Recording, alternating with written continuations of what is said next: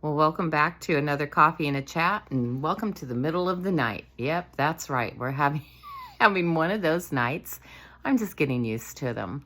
Um, actually had a couple of nights that I had some fairly decent sleep, and then I don't know what happened tonight, but I think God happened. I think that's what happened. So I want to share some stuff with you. I see if I can keep warm in here.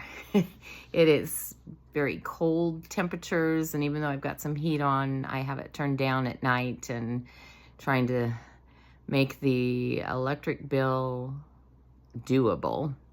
Yeah, we'll just say it that way. Oh, everything is getting so expensive, and I got to go to the grocery store today, and yes, I'm just seeing prices climb, and there was some things on my list that I couldn't do it. The price was just out of reach. But that's okay. It's just one of those things. It's where we're at in life.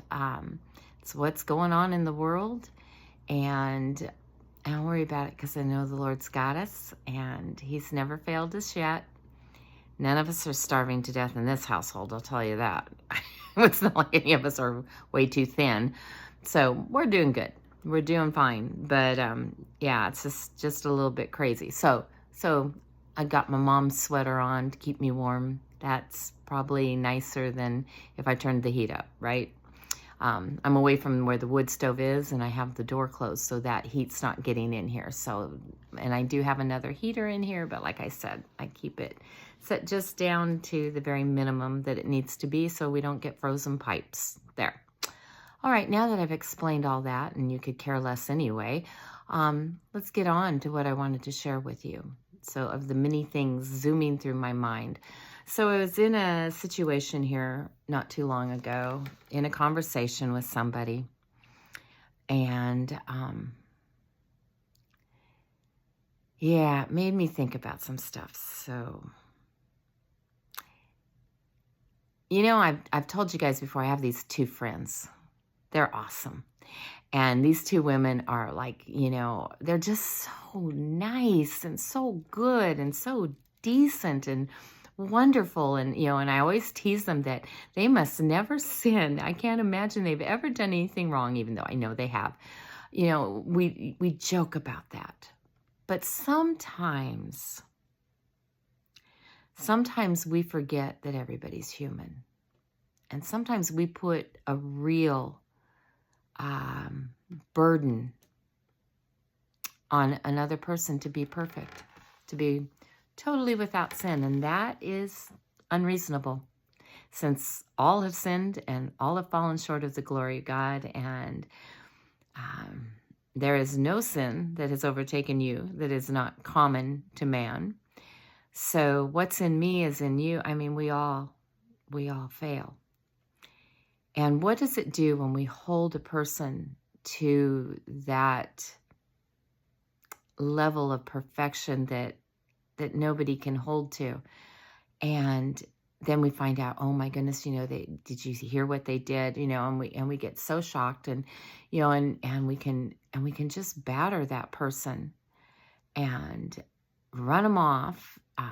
Not even walk on the same side of the road as them, you know, like the Bible says, you know, just really condemn them as a sinner when we have that same sin in our life. And anyway, this recent conversation has reminded me about something that happened many years ago. I was pretty young. I was maybe in my early 30s. I thought I was, you know, very mature for my age, and maybe I was, I don't know. But I can look back now and I know I had a lot to learn.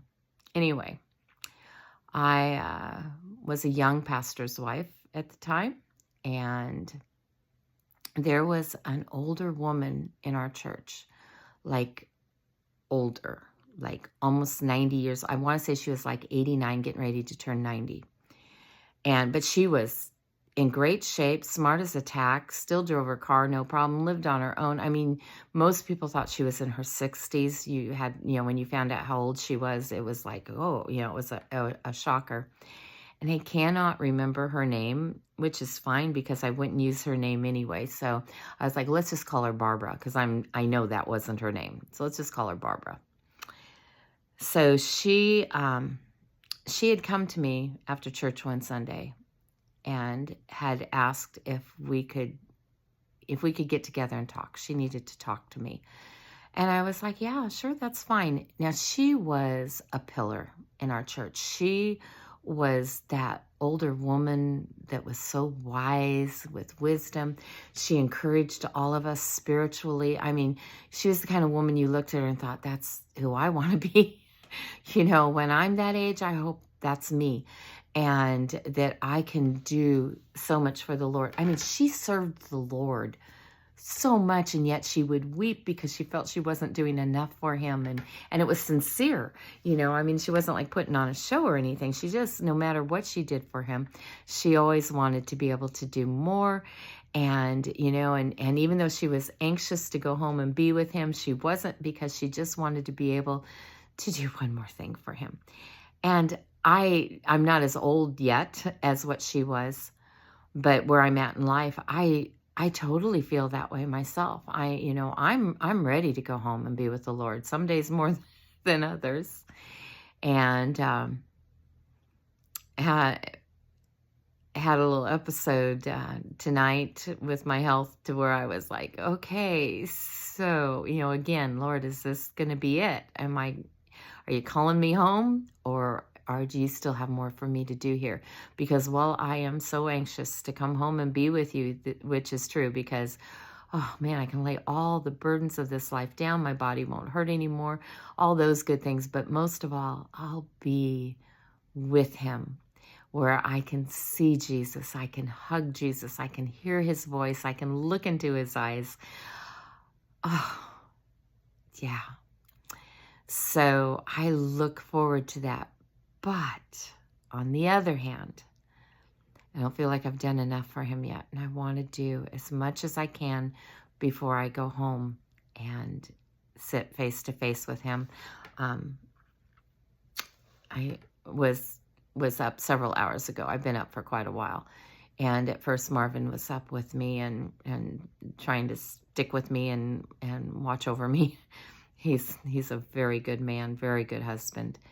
And, and so we did a lot of talking and stuff. And we talked about that, both of us, how whatever we've done for him, for Christ, it just doesn't seem like it's enough. Like, we need to do more. We should do more. And so I enjoyed just having that conversation. Hello, Marvin. You going to come in and join me? He's up again. Anyway, so, I'm still here. So he's, God's obviously still got something for me to do, and I want to do it. Okay, so Barbara was like that, and everybody looked up to her, and she was one of those women that just loved Jesus so much. She had been, I think, widowed years before, and and she just was one of those that was married to Jesus, and he was her everything. And and it was hard to imagine that this woman was ever any other way. She was just this wonderful, elderly, who didn't seem elderly, godly woman. So I went to meet with her. I believe I went to her house. I might have told this story before, but that's okay. It would have been a long time ago, and there's a lot of new people on the channel, and I don't know very many people go back to the beginning, although you ought to. There's some great stories back there, and just start watching all the videos. But those of you that have been with me from the beginning or near beginning, you might have heard this story before. Hopefully I still tell it right. That's another thing. As you get older, it's like trying to remember the details. It's like, oh, I hope I get it straight. But anyway, I went to her house, and and I think she had made some little cups of tea for us and whatever, and was trying to be really okay, but she was not okay. I could tell she was not okay. And, and I'm like, what is going on? Because you don't seem all right. And, she burst into tears and all. She was carrying something from her youth. And she just didn't, she had tried to make this right with God, but here she was at that point in life, knowing that death was closer than it had ever been before, that she was getting ready to turn 90, and she was way past the average life expectancy, and she was dealing with a lot of things, making sure her house was in order. And there was this one thing that she never told anybody about, her greatest shame. So Barbara, when she was a young woman, had ended up getting pregnant, and she wasn't married. And she was scared for anybody to know. And so she found somebody who would do an abortion for her. And back then, abortion wasn't legal. And it happened in back alleys and on people's kitchen tables. And a lot of women died from these illegal abortions. Women still die from abortions. But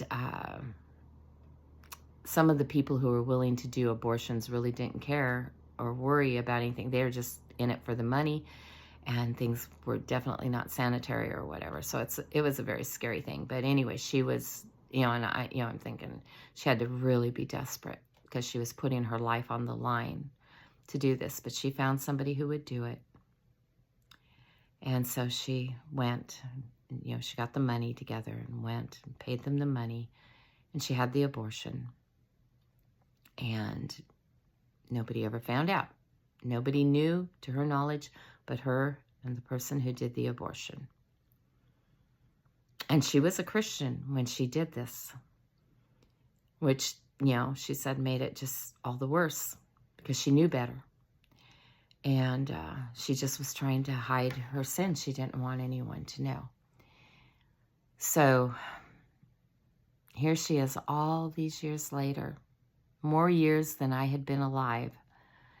And she was dealing with that guilt and wanting to be clean.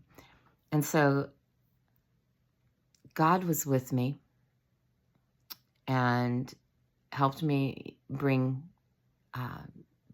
the right things to say to her to get her to a point where she could finally settle that once and for all and have peace with God. I think we maybe all struggle with that at different things in our lives. I know I do. That there are, I've told you guys before that I've done things that shocked me that I did them. And just because of the circumstances that were going on in my life, the vulnerabilities were there, where normally maybe I would have said no and did say no, that I just didn't care and rebelliously did some things for my own gain, my own pleasure, whatever, my own selfishness. I have done some things in my life that I am so ashamed of. I am not proud of them. And some of them I have gone through struggles of, I confessed them to the Lord. I repented of them. I didn't continue on. I got my life in order. I tried to do whatever I could do, if somebody else had been wronged in it, and usually somebody else is wronged in whatever we do. And, and still struggled with, I think, my own disappointment in myself. I think that because when you do everything you need to do, and I think that's where Barbara was. She had done everything she needed to do to be right with God again. And yet she struggled with this. And I think it was her own disappointment in herself. I think when I struggle with with old things that shouldn't even be an issue, I had somebody that I was trying to get hold of, and I couldn't get hold of them. And this was a little ways back. And I started thinking, oh no, maybe they found out about, one of my old sins or something, and now they don't want to talk to me anymore. And I'm like, where's that coming from? That's really an irrational thought. Like, why would that even be crossing my mind? And then I'm like, Lord, am I still struggling with this? Why am I struggling with it? And I think that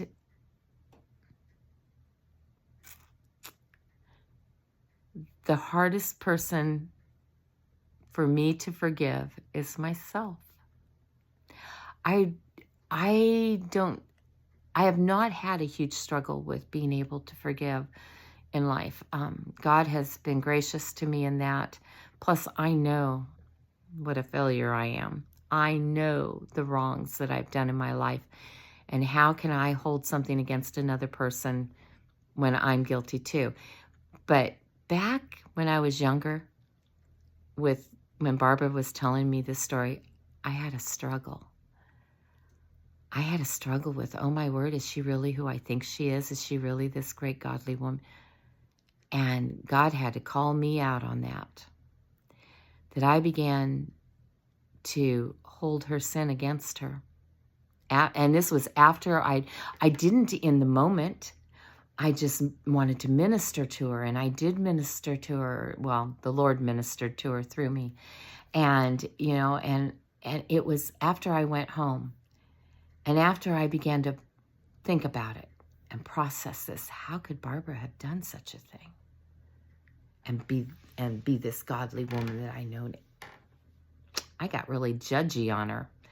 And like I said, God had to deal with me and had to put me through some things to get my attention and get me straightened out.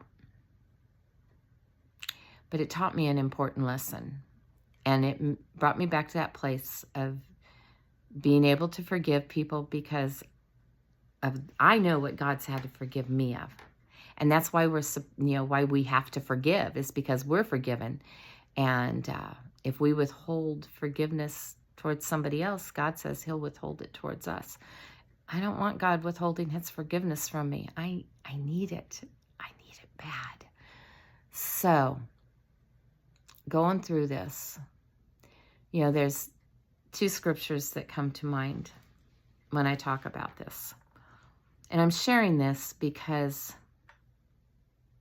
it's been heavy on my heart since this conversation I had a ways here, not in the very far past, in the a little more near distance of the past here not too long ago. But this conversation that I had with this other person and how they were, going on, and I'm trying to share these scriptures with them too, that you know what? When the men of the town brought the woman out to the outside of the town to stone her because she had been caught in adultery, Jesus came upon them before they started throwing the stones. And he, what has this woman done, or whatever, and they're like, she committed adultery and everything. And, and the law says that we're to bring her to the outsides of the town and to stone her. And, and I'm always like, where was the man? Why is it always just the woman? Like we do this all on our own. But anyway, it says that Jesus said that the one who is without sin is the one who should cast the first stone, or could cast the first stone, or whatever. And then it says that he bent down and started to kind of draw in the dirt, and it doesn't tell us what he was drawing, or in the dust. Some people, I've heard some preachers say, I think he was writing down all their sins, and they started seeing it and being convicted or whatever. But pretty soon, Jesus looked up and all those men were gone. It was just Jesus and the adulterous woman that were left. And he asked them, where are they? Or he asked her, where's all your accusers?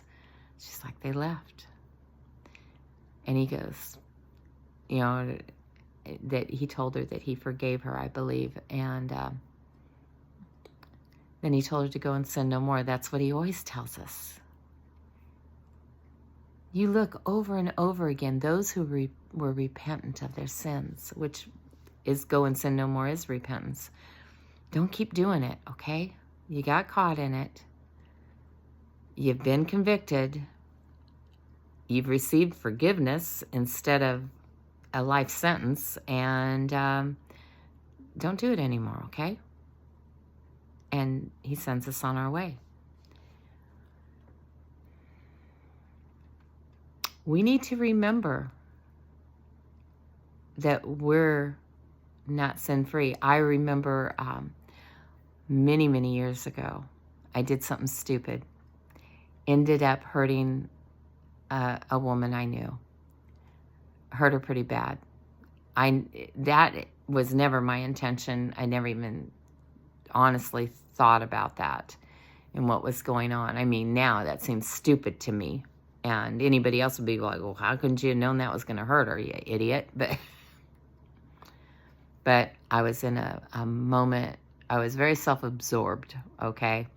And I was, well, let's say I was licking my wounds and ended up hurting her in the process. And she came after me. And it was kind of hard for me because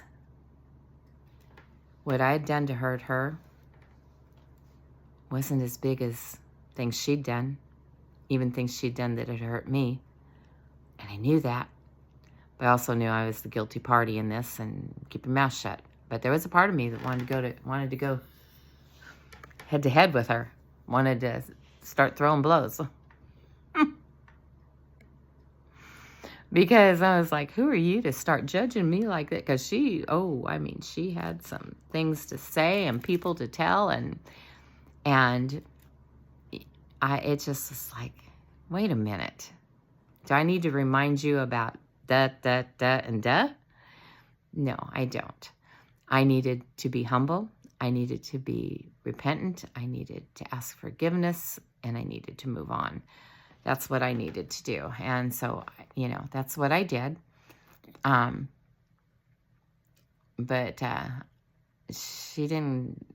yeah. So, and I can't fault her for that either, because I've done that. I've gone after people before, been so angry with them, and I say forgiveness comes easy. And it really does, because God has a way of putting me in that point. But I've had my moments before it came easy where I went a little bonkers. And I've shared some things about my first husband on here and some of this stuff because I felt it was important for the point or the story or whatever. And sometimes people need to know you've been where they're at, and if you got through it, they'll get through it too, and all. But a really good friend of mine, when I first started the channel, I'd be like, I'm trying not to ever mention him, because at that point there was still a lot of hurt and anger in me about some of the things that had taken place. And he had said a lot of things about me that weren't true, and people believed him, and that caused me great grief. I suffered a lot of loss because of him, or at his hands. And so I didn't want to fall into that trap of just trashing him. And even when I have shared what little things I have shared, I've tried not to do it in a way that's just trashing him, because that doesn't do any good. That's not what we're supposed to do. So, this is old Grandma Angie today saying, nobody's perfect. Don't try to hold somebody to that standard. Another thing Jesus had said, was, why are you worried about the speck in your brother's eye when you got a log in your own? It's really easy to stand in judgment of somebody. It's really easy to believe the gossip we hear when we shouldn't even be listening to it. And, I did say when I went through my divorce and all these rumors were being spread about me, and I was very well known where I was at. And I thought I had a lot of friends. I mean, you find out when you go through things like that, you find out who your friends really are. But out of all these hundreds and hundreds and hundreds of people. I had a small handful that were close to me that never bought into those rumors because they knew me better than that. And but all these other people out there, only one person, only one ever came to me and said, okay, this is what I've heard. I don't think it sounds like you, but maybe you did. You know, I don't know. We all sin. We all mess up. And especially when we're hurt, we can do stupid things. And I just want you to know that if you did, I forgive you and I don't feel differently towards you. But if you didn't, you know, I believe you on that too. And so instead of believing what I was told, I'm coming to you and I'm asking you. And so I was like, okay, lay it out. And everything she laid out, it's like none of it was true. So, but that shocked me that only one person, because there were other people that I thought were really my friends and that I was close to them and they knew me better than that, but yet they bought into all of it. So, those two things. Don't listen to gossip and just buy into things. And if something is brought against somebody, if they're your friend, if you have a relationship with them, then you should at least go talk to them about it and hear what they have to say, because there's always two sides to every story. And what do you say? And the truth usually is somewhere in the middle between those two sides, because we all see things from our own point of view. I had a great discussion about that with my grandson today about how we don't always see ourselves the way the world sees us, because we're seeing things from our own point of view, and we may think we're doing just fine and we're just great, and we don't even realize that we might look like an idiot. but that was a whole nother discussion. So anyway, don't be listening to gossip and judging people on it. Don't buy into it. Don't be listening to gossip anyway. And if it's something that is some big deal, go talk to the person, you know, if that's the situation where you can. The other thing is, don't be quick to throw stones. Don't be quick to write somebody off or start questioning who they really are, especially based on something from long ago. Everybody has a past. But I'll tell you who I was when I met with Barbara. I'm not that same person anymore. I was a young adult. You know, I had small kids. I was still getting into life. I mean, there was so much life experience that I hadn't lived yet. And I would like to think that I'm a lot wiser now than I was then. I sure hope so. And that I'm a better person than I used to be. I'm closer to the Lord. No matter how close I've ever been to him, I hope I'm always in this moment, you know, in the present, whenever the present is, that it's closer to him than what I was in the past. So I don't want to be judged on things of my life. I mean, you know, it's like when your kids find out things that you did when you were in high school. Mom, I can't believe you did that. And you used to tell me not to do. Yeah, there's a reason I told you not to, because I knew what would happen if you did, because I did it. But, you know, that shock factor. But who I was in high school, oh, I was messed up, broken. That's not me now. So I don't want anybody to hold things against me from my past or judge me based on who I used to be. I'd rather they know who I am now. And even then, who really wants to be judged? But even if I were to fail in some great way right now, I would hope that I would find the forgiveness I need from those people that are close to me. I would hope that I could sit and talk honestly, confess like Barbara did that day, tell the story. Not proud of it, but here it is. And I need forgiveness. And be met with love, compassion, and forgiveness. So just something to think about, something that's been on my heart, and I hope it touches somebody out there. You know, yeah, we all have that friend we think could do no wrong, but spoiler alert, they've done wrong. And it's not fair to hold them to that kind of a measure of not being allowed grace because they're supposed to be perfect. Okay? So my two friends out there that I always tease about, you could never sin. I already know they have. Both of them have shared things with me out of their lives. And with the one time I think I did do the, oh my, I can't believe, and started laughing because it was a dopey little thing anyway. And she was feeling so bad about her failing. It wasn't some horrid thing, but it's like we all do wrong, and we can hold a person, put them on a pedestal, and hold them to an unfair standard to where we cripple them from being able to come and share and be open with us and ask forgiveness and ask for guidance, ask for prayer, ask for help. We can actually make a person pretty isolated and lonely. That's no good.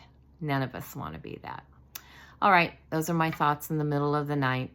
And I've got some other things, so there may be a couple more videos made tonight. We'll see. We'll see if I still stay awake. All right, I love you guys. You have an awesome day today. Go out and show somebody the love of Jesus today, okay? Make a difference for him. And I'll talk to you next video here soon, later. I don't know. We'll see. All right, love you guys.